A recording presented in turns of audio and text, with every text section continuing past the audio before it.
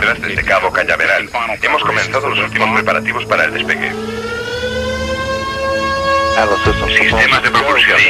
Hidráulicos, sí. Neumáticos, sí. Vehículo eléctrico, sí. Sistemas de terminación de vuelo, sí. Sistemas de propulsión, sí.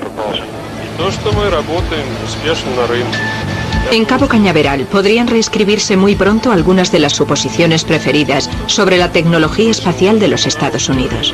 Por primera vez en la historia, un cohete norteamericano está preparado para ser lanzado al espacio, impulsado por un motor cohético ruso. Vehículo eléctrico, sí. Control de vuelo, sí. Sistema de terminación de vuelo, sí. Tal vez nos hemos entendido mal y lo más probable es que el rendimiento de los motores sea entre un 10 y un 15% más alto que los que tenemos en los Estados Unidos. Sí, complejo eléctrico. No era la misma tecnología a la que estábamos acostumbrados. Fue algo muy distinto a lo que esperábamos.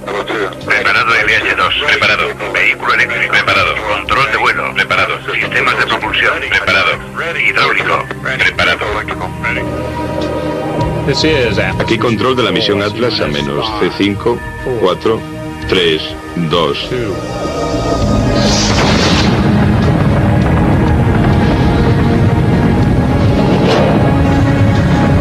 Cosmódromo.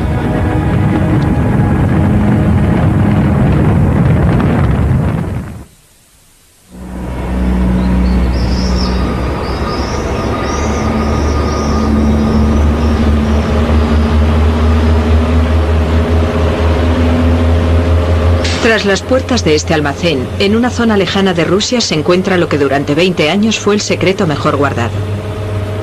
Una reserva escondida de motores cohéticos, diseñados para el proyecto espacial más ambicioso que jamás sería llevado a cabo por la Unión Soviética. Estos motores, que en la actualidad se encuentran entre los mejores del mundo, utilizan una tecnología única desarrollada por Rusia en el punto culminante de la carrera espacial. Una tecnología tan ambiciosa que los científicos cohéticos occidentales creían imposible de dominar.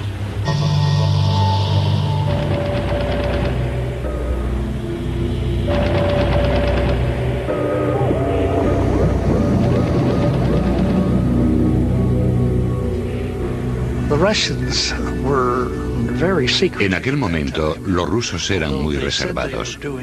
Y aunque decían que estaban haciendo algo, no nos decían qué era. Hizo falta reunir mucha información de inteligencia para comprender por dónde iba la cosa. Lo realmente importante era conseguir fotos bien claras de lo que estaban construyendo.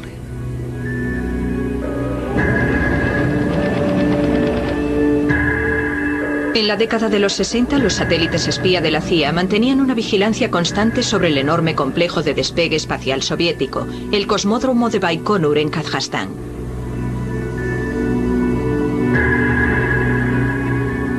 En marzo-abril del 63 vimos algo, las estacas que los topógrafos clavan en el suelo y esas cosas, en la zona del Cosmódromo de Baikonur, que estaba sin urbanizar. El tamaño del edificio de montaje, el terraplén, todo indicaba un vehículo de despegue enorme. Y todos pensamos, pero bueno, ¿qué está pasando aquí?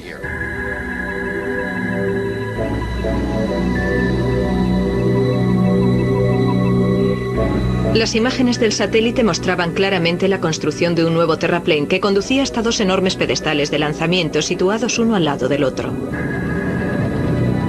Para los analistas de la CIA en Washington, los pedestales de lanzamiento constituían la primera prueba clara de que se estaban llevando a cabo los preparativos para el montaje de un enorme y nuevo cohete. Y el impresionante tamaño del complejo solo podía significar una cosa: los Estados Unidos debían competir para llegar antes a la Luna.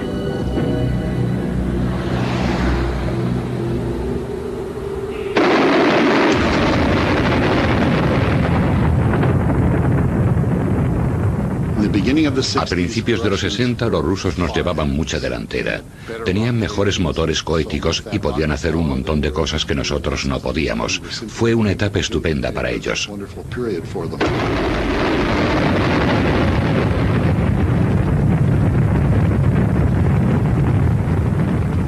El primer ICBM en agosto del 57, el Sputnik 1 en octubre del 57 y después el primer hombre en el espacio, la primera mujer en el espacio, los 3 primeros hombres en el espacio, la primera actividad extravehicular, la primera nave espacial para llegar a la Luna.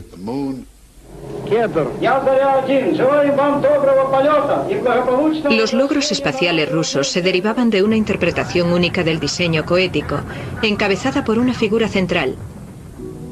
El anónimo diseñador jefe Sergei Pavlovich Korolev, jefe del Buró de Diseño Experimental OKB-1 y el científico coético ruso con más experiencia.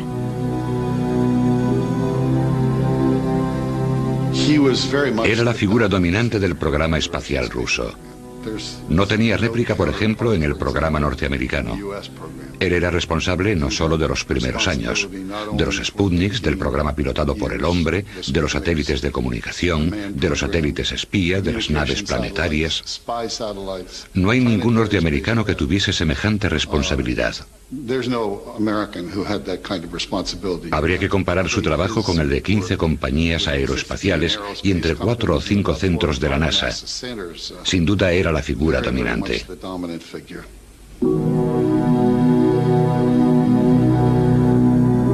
Su identidad era secreto de Estado, y como diseñador jefe, Korolev era la figura más poderosa del cuerpo de élite del Buró de Diseño Espacial Soviético, por lo que trataba directamente con el Kremlin.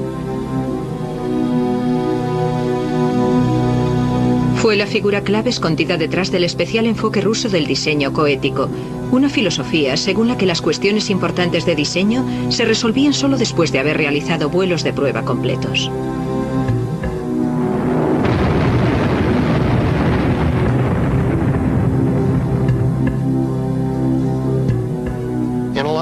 En muchos aspectos nos llevaban ventaja, pero iban tan por delante porque habían sabido reunir todas las piezas disponibles y aplicar aquella tecnología mucho mejor que nosotros.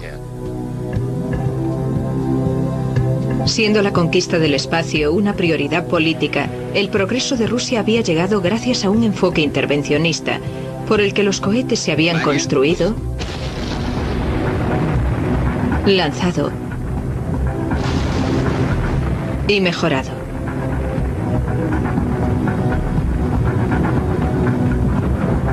Y si mientras se producían explosiones, tocaba aprender de ellas.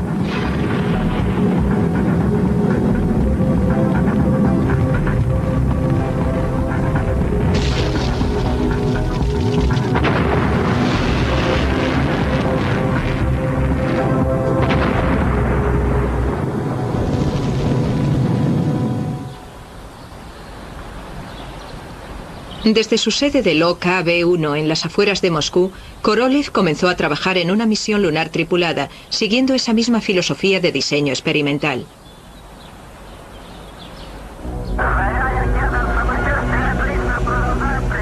Pero el reto de poner al hombre en la Luna era un problema a escala totalmente diferente de lo que hasta entonces habían llevado a cabo.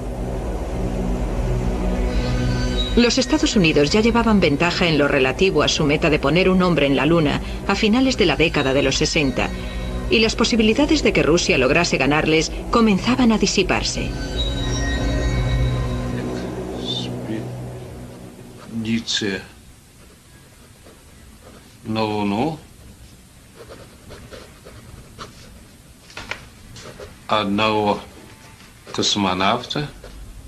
Como ayudante de Korolev, Vasily Mishin había comenzado a trabajar con cohetes en el OKB-1 después de la Segunda Guerra Mundial. A partir de la gravedad de la Tierra y la distancia de la Luna, pronto calcularon que una misión lunar necesitaría un nuevo cohete enorme. Para poder no solo llegar a la Luna, sino aterrizar en su superficie y hacer regresar una expedición compuesta por al menos una persona, hay que poner 100 toneladas en la órbita terrestre. Y eso implica que es necesario un cohete que tenga un peso inicial de alrededor de 2.000 toneladas.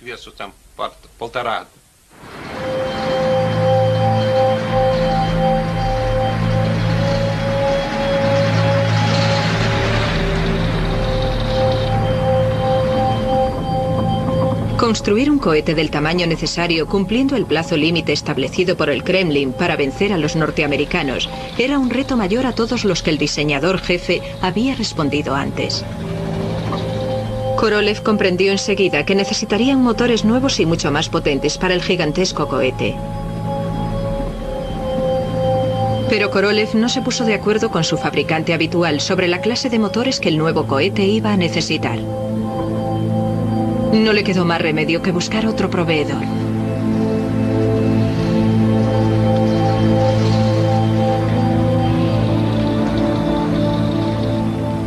Korolev se vio obligado a acudir a un diseñador de aeronaves llamado Kuznetsov, que vivía en Samara. Era un tipo que había diseñado muy buenos motores para aeroplanos, pero que no tenía más experiencia que esa. Korolev se estaba arriesgando mucho. Kuznetsov había acumulado una formidable reputación como ingeniero de motores a reacción, habiendo diseñado los motores del primer bombardero estratégico soviético de largo alcance, pero nunca había trabajado con motores cohéticos.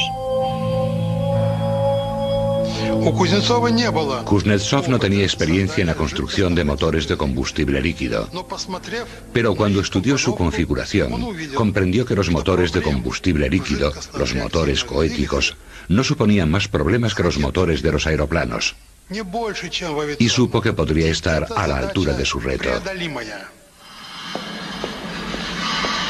Valentín Anisimov había trabajado en el diseño de motores a reacción bajo las órdenes de Kuznetsov, pero cuando en 1962 llegó la oportunidad de aplicar sus conocimientos a la ingeniería cohética, él la aprovechó.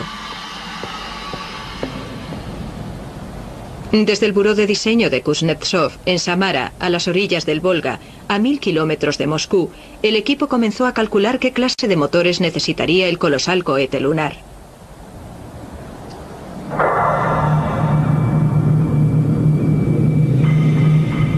El diseño básico de los motores cohéticos es sencillo. El oxígeno y el combustible son bombeados por separado a presiones muy altas, hasta el mismo centro del motor, la cámara de combustión, donde entran en ignición, impulsando al cohete hacia adelante. Cuanto más elevada sea la presión de la cámara de combustión, mayor será el rendimiento del motor.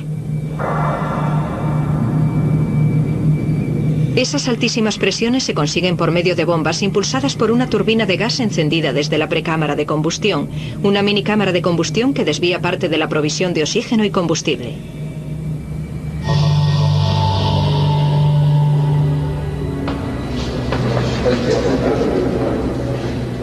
Enfrentado a la necesidad de vencer a los Estados Unidos, Korolev comprendió que no habría tiempo para desarrollar la clase de motores gigantescos necesarios para el nuevo cohete llamado N-1. Como Rusia carecía del tipo de infraestructura industrial que tenían los norteamericanos, solo tendría tiempo de fabricar motores pequeños pero altamente eficaces para el cohete N-1, un total de 30 para la primera fase del cohete. Para despegar necesitamos un empuje mayor que el de la fuerza gravitacional que nos retiene. Y en nuestro caso decidimos usar 5 motores para conseguir dicho empuje. Los rusos utilizaron 30 motores. Eran motores que daban una sexta parte del empuje de nuestros motores del Saturno V. Hacer una cosa u otra es cuestión de lo que decidan los ingenieros. Pero la decisión de utilizar 30 motores fue impuesta a Korolev por falta de recursos de Rusia. Con tantos motores, las posibilidades de que uno de ellos fallase se incrementarían enormemente.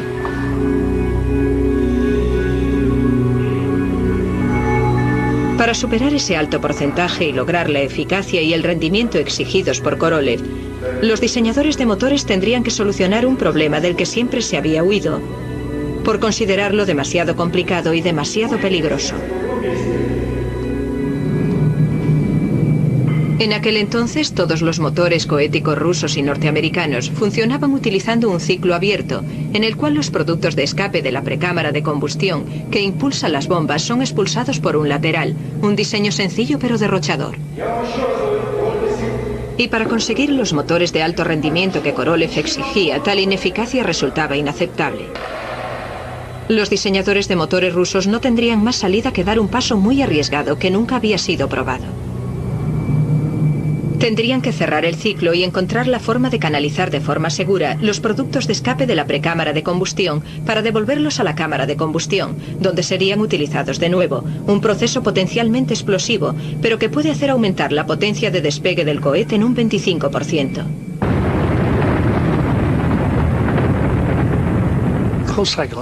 Los motores de ciclo completo requieren una compresión mucho mayor del proceso de combustión y un control muy superior de todas las etapas de dicho proceso de combustión.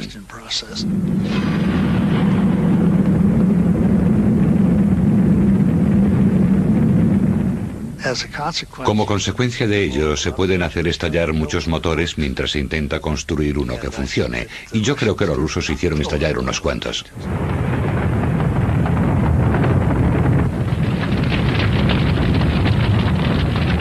Dominar la nueva tecnología de ciclo cerrado con su enfoque experimental basado en las pruebas llevaría tiempo. Un tiempo que los rusos no tenían en su carrera por llegar a la Luna antes que los norteamericanos.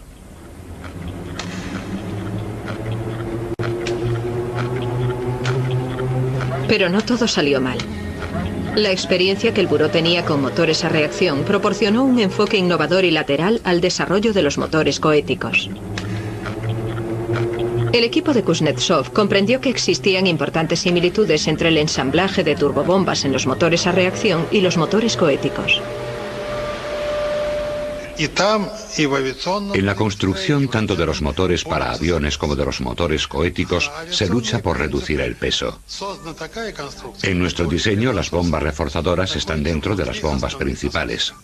Esto reduce mucho la canalización externa, mejora la fiabilidad y disminuye el peso.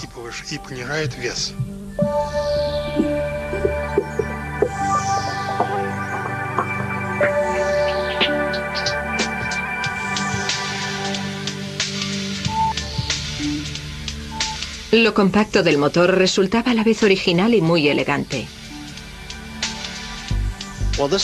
Este diseño era muy radical para principios de los 60.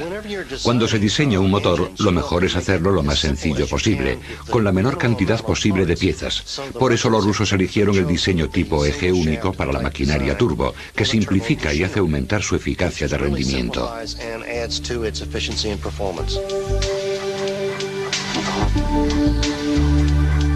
En 1966, una vez resueltos los problemas técnicos que conllevaba cerrar el ciclo, el motor altamente eficaz que el diseñador jefe había pedido estaba al alcance.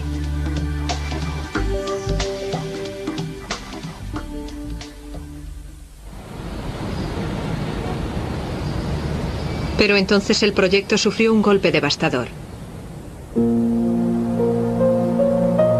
Cuando se sometía a un procedimiento quirúrgico rutinario en enero de 1966, Korolev falleció. Había desaparecido la única figura que tenía la autoridad y la visión necesarias para galvanizar el sistema oculto tras la meta de vencer a los norteamericanos.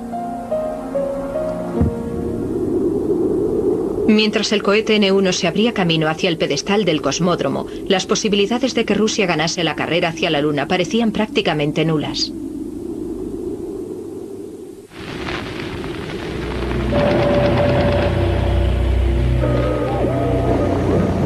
En 1967 en el cosmódromo se había ensamblado el primer cohete lunar N-1. Con la altura de un edificio de 35 pisos y un peso igual al de 400 autobuses de 2 pisos, la respuesta rusa al Saturno V norteamericano tenía un aspecto impresionante. Debo decir que durante aquellos años, antes de cualquier lanzamiento, sentíamos una cierta inquietud. Aún nos sentíamos afectados por la gran cantidad de accidentes que habíamos presenciado con nuestros propios ojos desde 1947. Vasily Mishin había sido nombrado diseñador jefe tras la desaparición de Korolev y era el encargado de los turnos de trabajo de 24 horas que se realizaban para preparar el cohete para su despegue. Rusia no contaba con las enormes instalaciones necesarias para probar en tierra los 30 motores juntos del N-1. El primer lanzamiento tendría lugar sin haber probado antes ni el cohete ni su sistema de motores de ciclo cerrado. No existía más alternativa que la de terminar el diseño de la misma forma que se habían perfeccionado todos los demás cohetes rusos. a través de una serie de vuelos de prueba completos. A causa de nuestra limitación de recursos y capacidad, tuvimos que realizar la mayor parte del desarrollo de las etapas del cohete durante los vuelos espaciales de prueba. Planificamos 12 despegues sin tripular. Los vuelos tripulados serían los lanzamientos 13 y 14.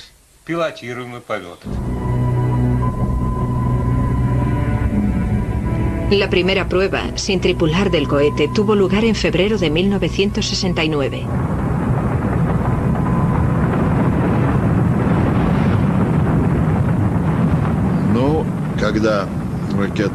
Cuando el cohete salió del pedestal de lanzamiento, en aquellos primeros momentos hubo una sensación de ánimo. Sí, ha despegado. Sí, no ha estallado en el sitio. Aquello ya era una gran victoria.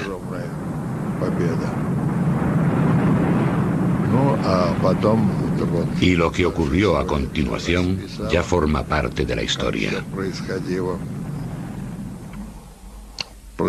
Se produjo un incendio en el cohete, seguido de una explosión. Y debo decir que en aquel momento pensamos que era lógico que aquello ocurriera. Aún no habíamos terminado de trabajar en él. A 1 minuto del despegue, el cohete explotó a 40 kilómetros del lugar de lanzamiento. Algunos restos metálicos se habían colado en el interior de un motor.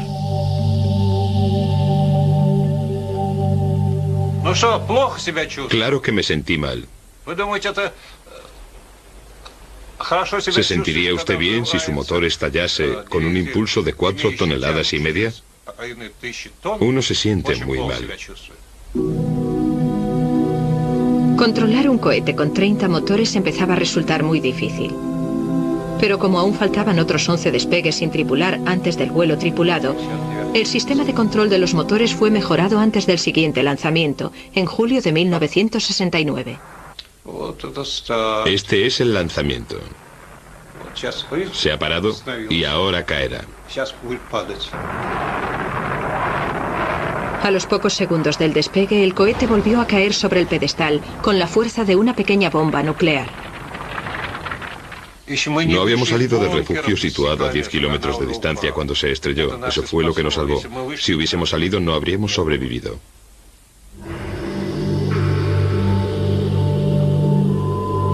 El cohete había sido lanzado antes de que los ambiciosos motores de ciclo cerrado hubiesen sido perfeccionados. Mientras aún recogían sus restos diseminados por el desierto de Kazajstán, la carrera por llegar a la Luna había llegado a su fin.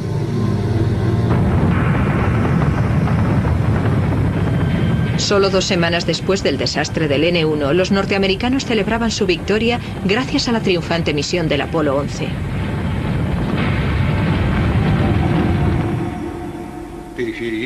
Pero los rusos no tiraron la toalla. Cumpliendo con su tradición de desarrollar un diseño a través de lanzamientos reales, el motor y el cohete iban siendo mejorados poco a poco. Para evitar que se colasen restos en los motores, se les añadieron unos filtros y se reconstruyó el pedestal de lanzamiento a tiempo para las siguientes pruebas, en el 71 y en el 72. Este es el tercer lanzamiento. Yo solo lo he visto en película. No lo vi en la realidad, solo sus rastros.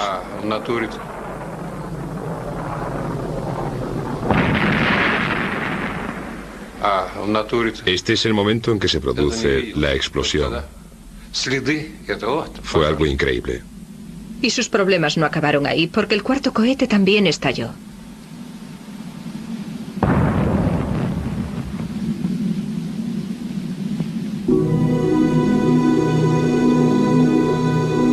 Es posible que hubiesen perdido la carrera a la Luna, pero a principios de la década de los 70, el probado sistema ruso de refinar a través de vuelos de prueba estaba aportando importantes mejoras en el cohete. Estaban terminando un nuevo motor llamado NK-33, en el que los problemas que provocaron los fallos de lanzamiento habían sido identificados y solucionados. Con unos nuevos filtros y protección contra las vibraciones, los motores de ciclo cerrado de alto rendimiento con los que habían soñado los diseñadores estaban listos para volar. La experiencia demostró que los motores de Kuznetsov podían resultar fiables, pero para conseguirlo necesitamos aquellos 4 años que nos mantuvimos por detrás de los Estados Unidos.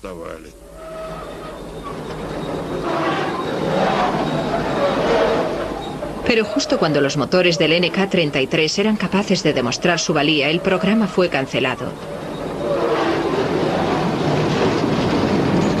La paciencia del Politburó con el N-1 se había agotado. En 1974, el imperativo político oculto tras la carrera por llegar a la Luna había desaparecido. Como resultado de ello, todo el programa del N-1 fue cancelado por orden del Kremlin, y Mishin fue despedido de su puesto como diseñador jefe. ¿Y qué si no estaba contento? Esas cosas pasan, claro. Hay muchos motivos. No puedo decir que estuviese bien. La cosa iba mal, pero sobreviví. En la actualidad, en Baikonur, el desierto va reclamando poco a poco las colosales obras del proyecto N-1. Después de la cancelación del programa, los líderes soviéticos ordenaron la destrucción completa de todos los cohetes N-1 que quedaban y de todos sus motores. Toda la historia del programa fue suprimida y los N-1 que quedaban desmantelados. En el cosmódromo, las piezas del cohete acabaron incluso convertidas en pocilgas.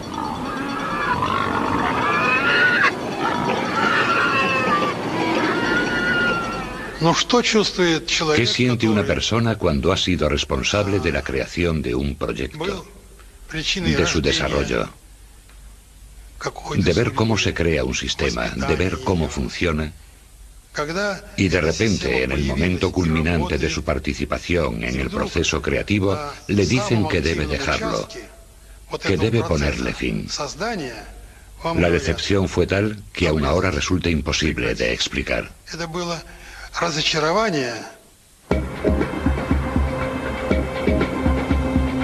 La historia del N-1 siguió siendo un vergonzoso secreto hasta principios de la década de los 90, cuando con la caída de la Unión Soviética comenzó a fluir información.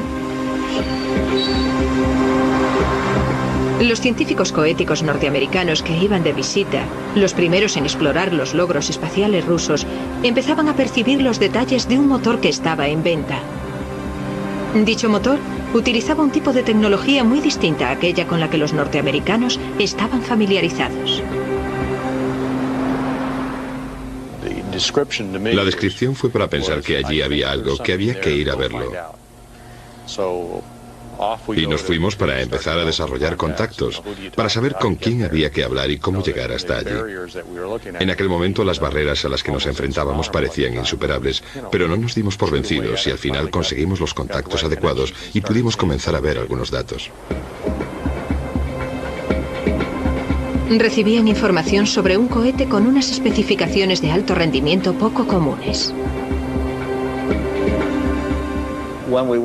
Cuando fuimos a Moscú se corrió la voz de que estábamos allí. Fuimos varias veces y empezó a llegar gente a nuestro hotel.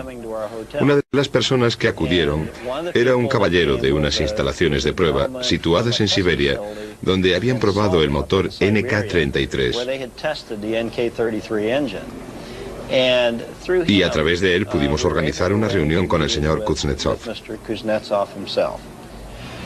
Aquello fue seguido de una invitación sin precedentes para visitar el buró de diseño en su situación secreta de Samara. Allí había algo que querían mostrar a los visitantes de Aerojet.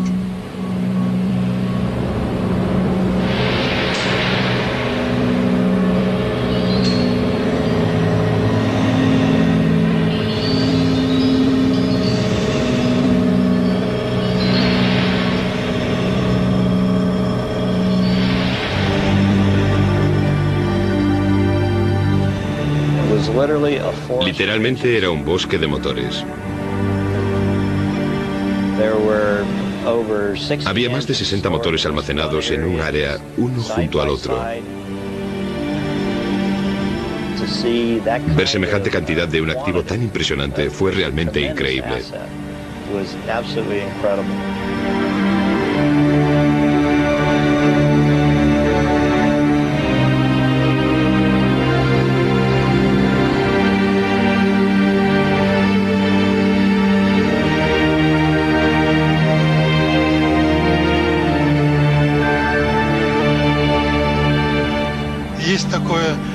Se quedó sin habla, completamente mudo. Los vio y se quedó con la boca abierta. Aquel montón de motores lo dejó asombrado. Desobedeciendo las órdenes del Kremlin, las reservas de motores NK-33 que habían quedado del esfuerzo lunar habían sido guardadas en un almacén, a salvo de los curiosos, durante casi 20 años.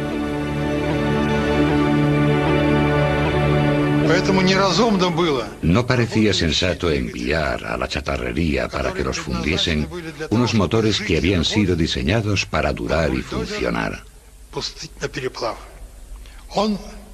Por iniciativa propia, Kuznetsov reunió todos los motores que se habían construido y los conservó.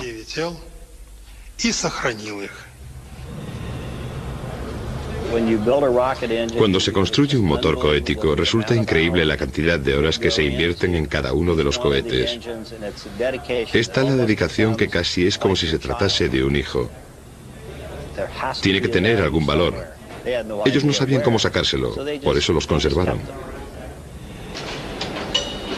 Esos motores ahora valían millones de dólares, y con la visita de los ingenieros de Aerojet, parecía que la previsión de Kuznetsov a la hora de conservar los cohetes iba a dar sus frutos.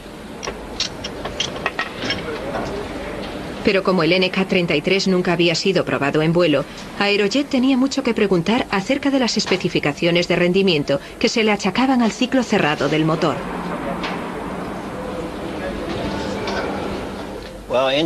Los ingenieros nunca decimos, esto es fantástico. Somos bastante escépticos. Tenemos que demostrar las cosas técnicamente. Queríamos saber por experiencia propia que lo que nos decían era verdad.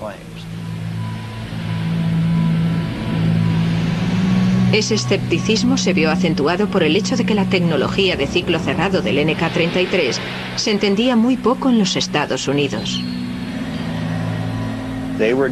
Hacían cosas, funcionaban a un nivel al que algunas personas en los Estados Unidos hacía tan solo 15 años decían, eso no puede hacerse. Y ellos llevaban haciéndolo más de 10 años. Habían protegido muy bien su tecnología y los que también formábamos parte de esa industria no sabíamos cómo lo hacían. La única forma de resolver las dudas sobre la fiabilidad y el rendimiento del motor era realizar un lanzamiento completo, el primero en 20 años. Desde Samara se envió un motor a la plataforma de pruebas de las instalaciones de Aerojet en Sacramento, California, para realizar una prueba en octubre de 1995. Secuencia de carga. JFQ, programa de lanzamiento del NK. Presión de alimentación. Válvula de seguridad del bloqueo del motor cerrada. Abierto motor GN2. Válvula de alimentación. Abierta válvula de aislamiento del depósito de purgado del inicio del motor. Cerrado bloqueo. Válvula de drenaje en línea. Es difícil explicar la ansiedad que sentíamos antes de la prueba. Yo ya tenía el pelo blanco y pensé, ¿se me pondrá aún más blanco con tantas preocupaciones? Había preocupación, estrés, toda clase de estrés, nervioso, físico, moral, psicológico. Vamos a 5 cuando la presión alcance 3000. La presión aumenta, la presión está en 3000. Preparados para la prueba. NKP2, Q01, 1A, 001 en la cuenta atrás. Sirena, se apaga al segundo timbre. Segundo timbre. Cuenta atrás. 5, 4, 3, 2, 1. Fuego. Todo va bien. Es terrible cuando te preguntas a ti mismo, ¿aguantará hasta el final? ¿Saldrá bien la prueba? Espera hasta el 100% de impulso. Va bien. 2100. El director de la prueba va diciendo en alto las cosas importantes y en tu mente tú vas diciendo, sí, eso es, bien, muy bien. El motor cumplió con todas sus especificaciones. El planteamiento de ingeniería alternativa ruso había producido una tecnología que, a pesar de tener ya 20 años, Norteamérica aún no había conseguido igualar. 21 segundos.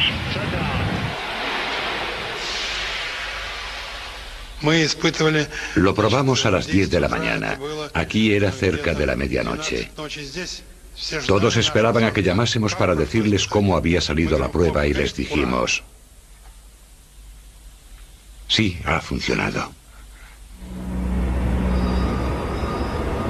Aerojet ya tenía las pruebas necesarias para hacerse con los motores y utilizarlos en la última generación de lanzadores de satélites.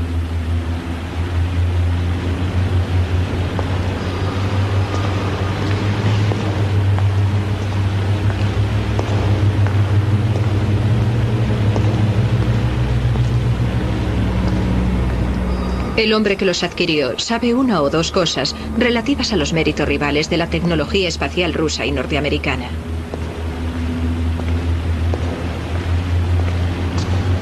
George Muller, ingeniero que una vez llevó el timón de la carrera norteamericana hacia la Luna. Tropecé con el NK-33 cuando comenzamos a desarrollar el K-1, nuestro vehículo de lanzamientos reusable. Buscábamos motores de alto rendimiento y sabíamos cosas sobre los motores rusos en general, pero fue entonces cuando empezamos a entender lo eficaces que eran en realidad. La eficacia de aquellos motores es excelente, superior a cualquier otra cosa disponible en el mundo en la actualidad. Comienzo presiones. Recibido, vamos a presiones. La tecnología de ciclo cerrado del NK-33 ha sido ampliada en un nuevo motor ruso. Dicho motor está a punto de hacer historia al ser el primero que volará en un cohete norteamericano. Un cohete que nació como misil balístico intercontinental que apuntaba a Rusia. 2 minutes, 15 seconds.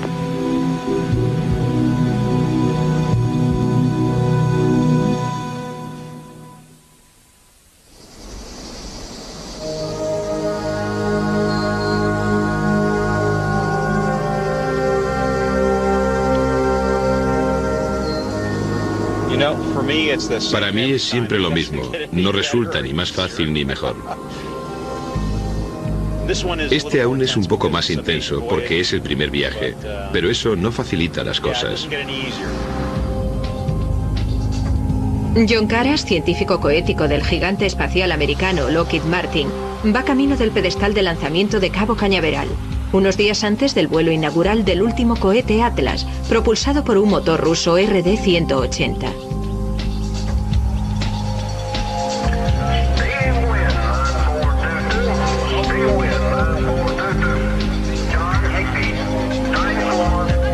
Dos veces más grande que el NK-33, el nuevo RD-180 lleva la tecnología rusa de ciclo cerrado a nuevos límites de rendimiento y ofrece niveles de impulso casi 5 veces superiores a los de un motor a reacción de un Jumbo. Si el lanzamiento sale según lo planeado, el RD-100 entrará en los libros de historia por ser el primer motor de propulsión ruso que ponga en órbita a un cohete norteamericano y a su carga un satélite de comunicaciones. Esta mañana repasaremos un par de detalles, en realidad uno. Haremos las últimas comprobaciones y lo cerraremos todo. Dentro de una hora estaremos listos para el lanzamiento y durante el resto del día, el viernes, el sábado y el domingo, no haremos nada. Llegaremos el lunes y lo lanzaremos.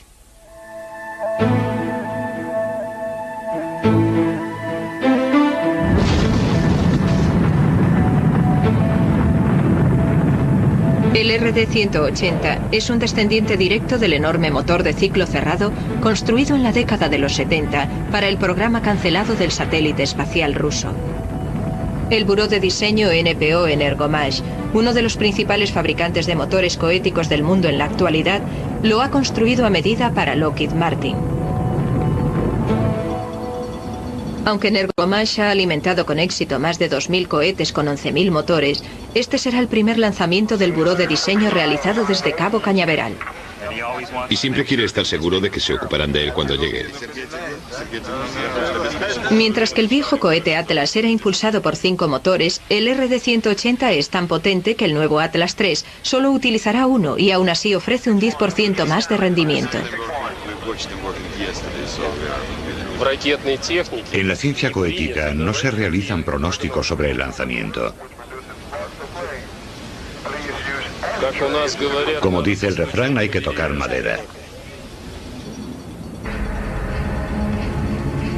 Para tan increíble matrimonio entre un motor ruso y un cohete norteamericano, haber llegado al pedestal de lanzamiento es resultado de una larga y a veces difícil colaboración entre dos rivales de la Guerra Fría.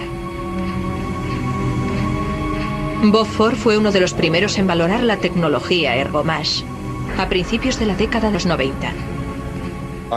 Nuestra impresión inicial fue la de que nos estaban contando una historia. Fue la de decir, venga ya. No lográbamos entender que consiguieran cumplir la clase de parámetros de la que nos hablaban. Hablaban de presiones en las cámaras dentro del motor superiores a cualquier cosa que tuviésemos en los Estados Unidos. Las presiones de cámara que se le adjudicaban al motor superaban las de la cápsula espacial norteamericana y aventajaban a los motores de los cohetes estándar en una proporción de 4:1. Creíamos que lo habíamos entendido mal.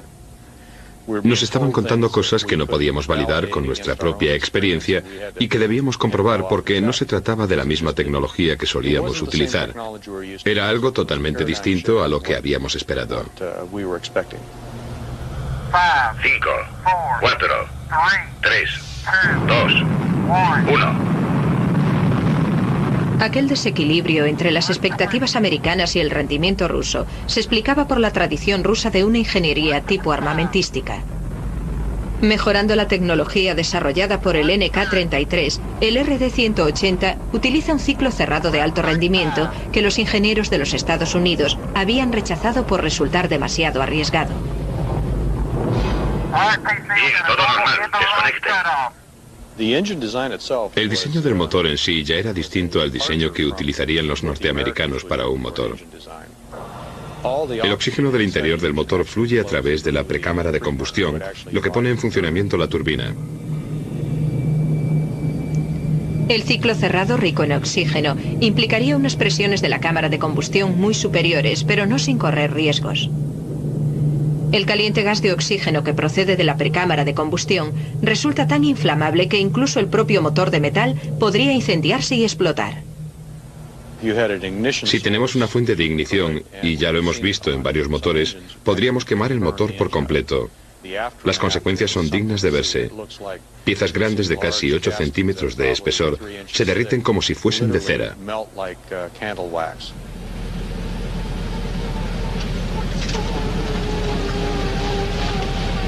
Desde su fábrica de las afueras de Moscú, Energomash ha producido desde la Segunda Guerra Mundial más de 100 diseños de motores, cada uno de ellos mejorando al anterior.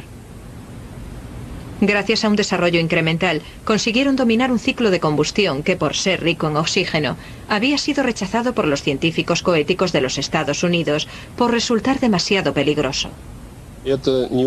No solo fueron los norteamericanos los que no lo consiguieron, sino también los europeos, los japoneses, los chinos. Para conseguirlo, tuvimos que abordar con mucha atención cómo se quema el combustible en la precámara de combustión, para que el campo de temperatura sea uniforme. Y elegir el tipo de materiales adecuado, además de las técnicas de producción.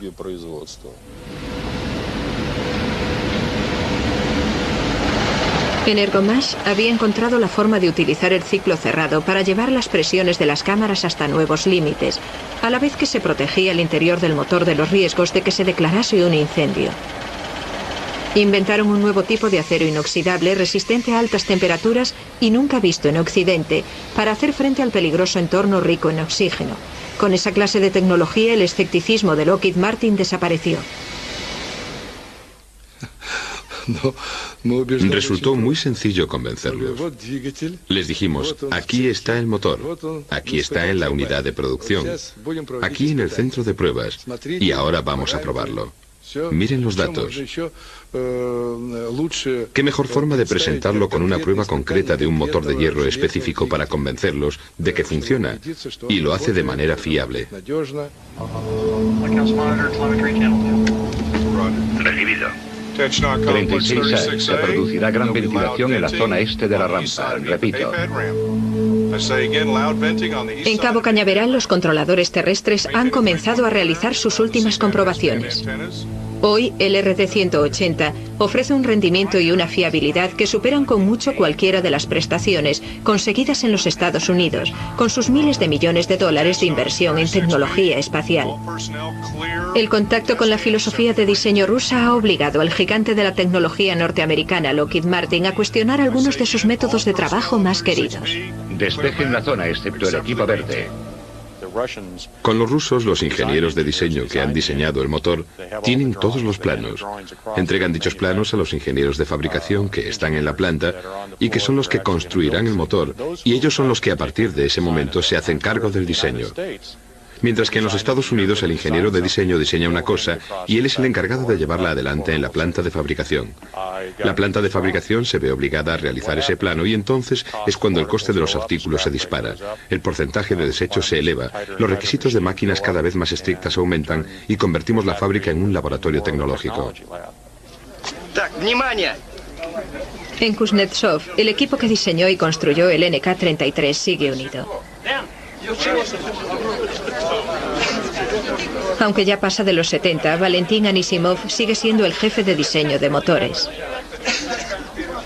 Su equipo y él están listos para continuar con la producción del NK-33. Llevábamos mucho tiempo esperándolo, 20 años. Ya está todo decidido. La producción de estos motores continuará en Samara. En vientos elevados, en la zona superaban los 20 o 23 nudos, pero no se indica nada más que eso, por lo que en este momento no hay emergencias de vuelo. Mientras en la misión Atlas ocupan sus puestos para la cuenta atrás con el lanzamiento de este nuevo cohete, la tecnología rusa de motores cohéticos habrá venido por fin del frío.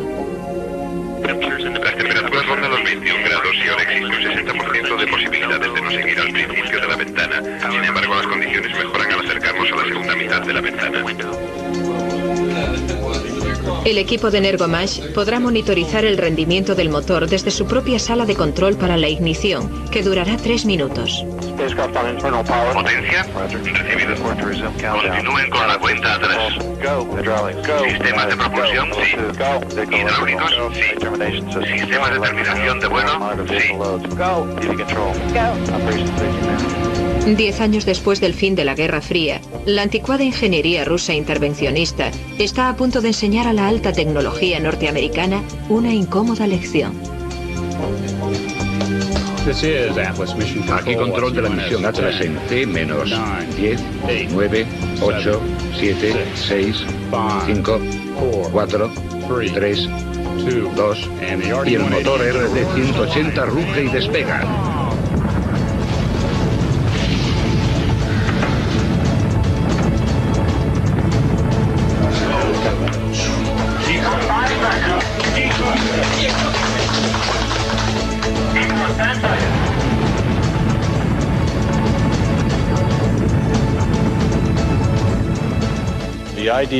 La idea de que la tecnología de los Estados Unidos no era igual o superior a la de los rusos fue muy difícil de tragar para un montón de gente. Era muy difícil decirle a los del gobierno que a pesar de todo el dinero invertido, en Rusia no superaban en cuanto a tecnología.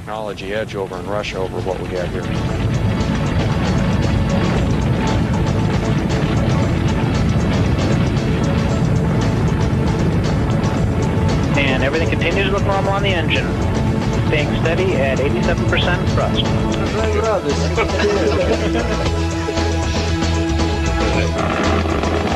Engine parameters continue to look good.